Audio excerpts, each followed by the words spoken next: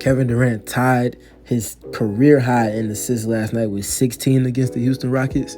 And zooming in even more on those assists, he threw 63 passes last night. Only one was a turnover that involved a playmaking scenario or passing scenario. One was an offensive foul. One he got just kind of dribbling in traffic. Only one was in a quote-unquote playmaking scenario, and that was him trying to save a loose ball underneath the opposite basket from the direction that the Suns were heading. So that was somewhat of an error and just kind of flip to try to keep the ball in play. So he had 63 total passes last night, none of which resulted in turnovers by my eye. And I think that just entails in terms of where he was accuracy-wise and feel for the game is on a different level. 48% of the Suns' assists came from Kevin Durant last night. And he's just in a space as a playmaker at this point in his career that is honestly somewhat underrated by many. And just kind of looking at him in pick and roll this season, he's in the 87th percentile for pick and rolls that include a pass at a points per possession mark of 1.126 and a points per shot mark stemming from that action from him of 1.20, which are both extremely elite numbers in terms of playmaking out of that scenario in the pick and roll. Just want to kind of dive into some of the little things that were going on with his reps last night, so let's go ahead and zoom in on everything that was going on. First play here, early in the game, and this is just like it's not necessarily the traditional hit ahead where you're passing it from almost on the opposite baseline of the direction you're heading up the sideline. But this is just him scanning the floor early in offense and finding these pockets where Eric Gordon, Devin Booker, and Grayson Allen, particularly those three, can just eat against the defense that's not quite set yet. As you can see, the bodies on defense are still moving into their rotations to get to their matchups. Additionally, we're also going to make note of Houstoj Nurkic's man, Alfred Sengun, is outside the three-point line. So Durant scanning, seeing that nobody's occupying the paint, and the matchups are not all set in terms of their positioning at the inception of this possession as he crosses the half-court line. So this quick head-to-head pass is astute, and it's just a way to spam quick hitting buckets for the Suns, which they need in terms of dragging their offense out of the mud that it was in for a majority of the past 2 weeks. Finding these pockets where you can get these quick little hit-aheads and allow for Eric Gordon, Grayson Allen, and Devin Booker to attack the defense and specifically their matchups before they're set, as well as with the opposing big man not in the paint. These little pockets where you can find these opportunities are invaluable. And he hit those a couple of times last night, specifically there with Eric Gordon to get him rolling. And in addition to everything else that Durant does as a playmaker, his best asset that he brings in playmaking is the ability to hit and involve his big man, whoever it is that's sharing the floor with him, whether that be Chimezie Metu, whether that be Houstoj Nurkic on this play, whether that be Udoka Azubuike, or whether that also be Drew Eubanks. He just knows how, and this is something that he's historically been good at over his career, to involve big men in two-man actions and finding them and being able to deliver the ball to them for them to score or have an opportunity to do so. And he's doing that right here with Houstoj Nurkic. This is not necessarily a pick and roll. He's coming off of staggers, going towards the ball on a baseline out of bounds, but it draws two on the late switch.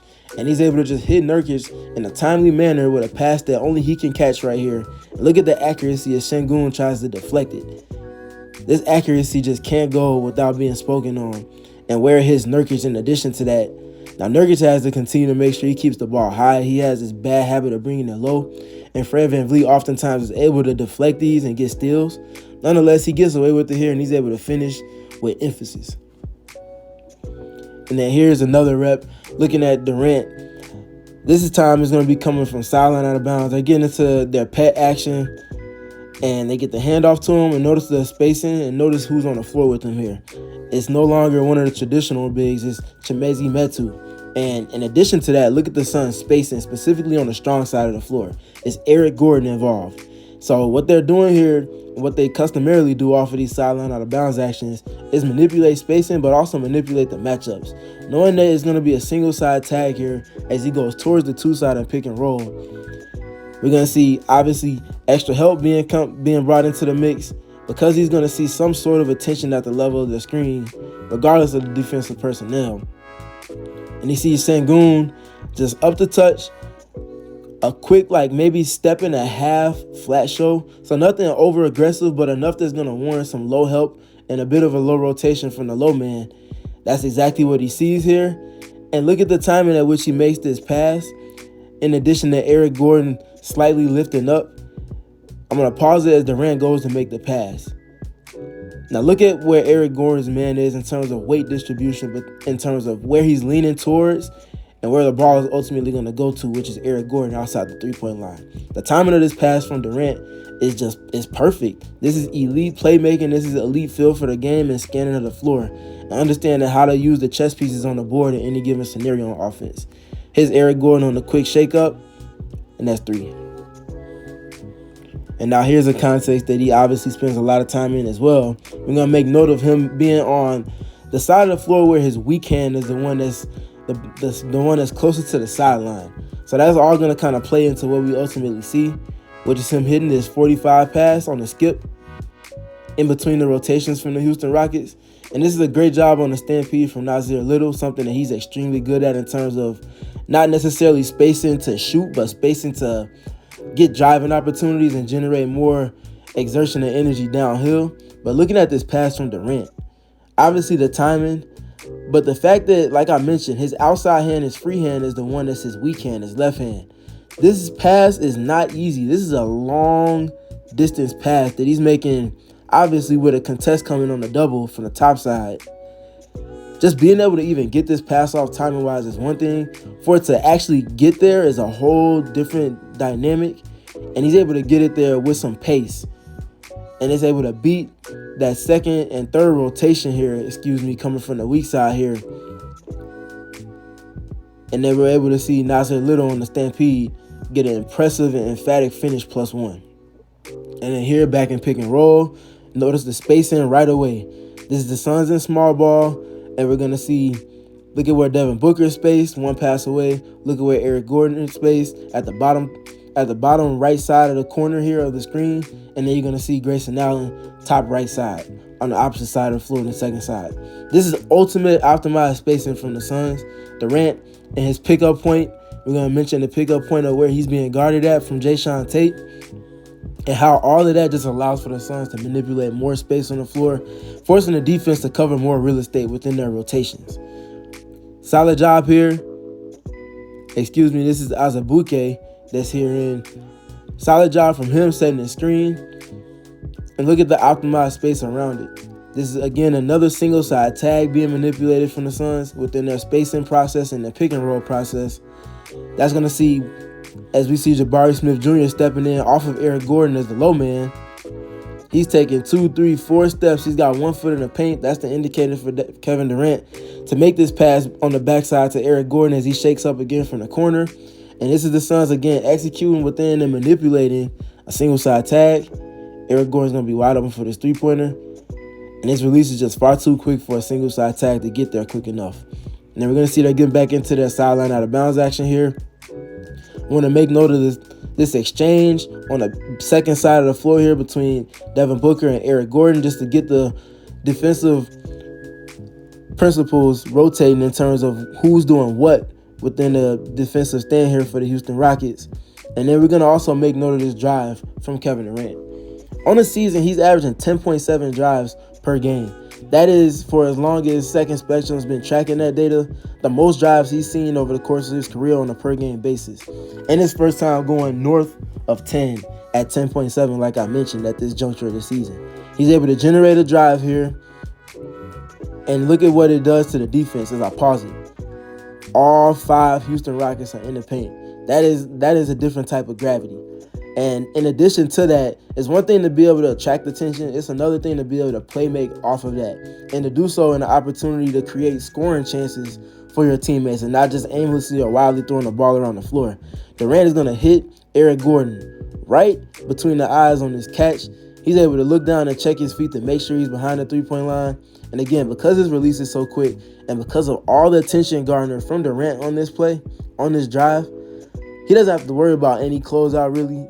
And he's able to catch him, lace him up, find his feet, and knock down yet another three-pointer in a game where he knocked down 7.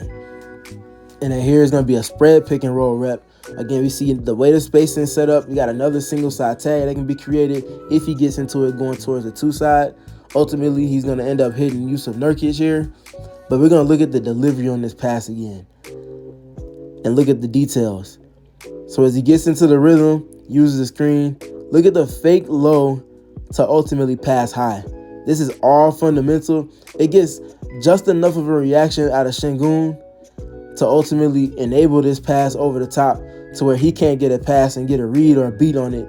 And again, because it's a single side tag, the tag's not there. He's electing to kind of split the difference between Houstoj Nurkic on the roll and Devin Booker on his shake up. And Booker's shake up holds that attention just enough for Durant to get this pass over the top to Nurkic. And there's no defense underneath near the restricted area. And Nurkic is able to get up a wide open layup here. But as we kind of reverted back and just looking at the pairing of Nurkic and Durant in pick and roll, Durant has his most assists on the season to Nurkic. And a lot of them will come in pick and roll. He has 33 assists and specifically to Nurkic, and that just really speaks to the relationship that those two have. And again, like I mentioned in the opening, Durant's elite ability to involve some of his teammates that share the front court with him in pick and roll and in pick and roll adjacent, or even if they're just cutting, just being able to hit big man and how important that is to the Suns process. And then lastly here, we're going to see it there in small ball. A good job here from Chimezie Metu understanding what the defense is doing and just kind of flipping the angle on the screen. And you can see how as I slow it down, it's got two players now chasing Kevin Durant as he uses the screen on the other side. So A+ hat tip to Chimezie Metu for his screening IQ, flipping the angle and allowing Kevin Durant to come off without the need to engage a big man. So now he's just engaging a nail. And look who's one pass away yet again to knock down yet another three-pointer. And the Suns just being able to manipulate the spacing and use their pieces around the board in different contexts in terms of their spacing. And that's another hit for Eric Gordon coming from Kevin Durant. Durant's processing and playmaking was so sharp in this game. And to throw that many passes, like I mentioned in the opening, 63, and not have any bad pass turnovers, it just speaks to a player that's elite at doing just that in multiple contexts, as we talked about over the course of this film session.